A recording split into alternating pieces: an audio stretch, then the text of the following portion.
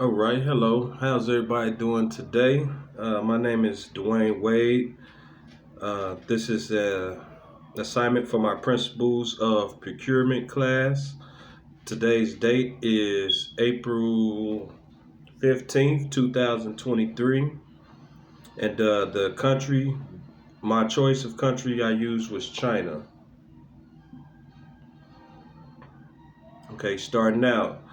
The Chinese traditional cultural values of harmony, righteousness, courtesy, wisdom, honesty, loyalty are embodied in China's diplomacy through the concept of harmony,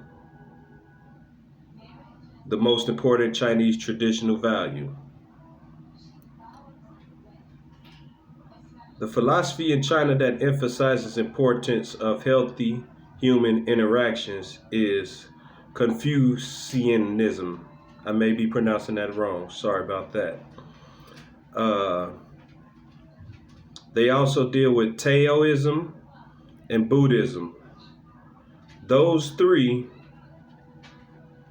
are pretty much the religions and cultures that China is based around. Those three tenets have contributed to the biggest impact on the basics and history of Chinese culture. Chinese society is all about the group, while Americans celebrate the individual. The United States is a mediocrity in which individuals can shine, while in China, any success is regarded as a success for the company or the family or team. Hierarchy is important to the Chinese, and respect will be shown to those higher up in the structure. American companies tend to have much flatter structures, with workers at all levels having access to those at the top. In China, a worker low down the pay scale would not expect to have direct contact with their superiors. Everybody knows their place in the structure and abides by the rules that come with it. China treats its seniors in a different way than Americans as well. Elders are held in great respect and treated as such, both in business and socially.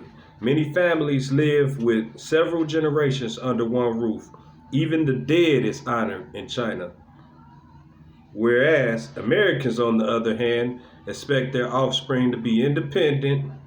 The older generation can live hundreds of miles away from their children, and isolation of old people is a social issue. The American workplace sometimes can seem to be ageist to older people, whereas they celebrate the youth more, pretty much like they prefer a younger person working a position because because they feel the individual is too old. Chinese people are inclined to foster deeper friendships than Americans. They may see Americans as initially somewhat uptight and difficult to get to know in a deeper context. But a friend in China is someone whom you feel deeply obligated and for whom you will do favors when necessary. This translates into business where the Chinese will try to forge relationships and connections. Trust is essential. Before doing business, colleagues tend to socialize together as part of relationship building and business entertainment and lavish is and entertainment is lavish. Sorry about that. Americans, on the other hand, tend to keep work and personal life separate. Researching a country's culture ahead of time would help out with negotiations, I feel extremely, with any company. I can see the act of being biased is common. People tend to prejudge, but if I learn their culture and adapt to their customs and beliefs, I can change the narrative about myself and my organization from what they may have expected our business relationships to be about.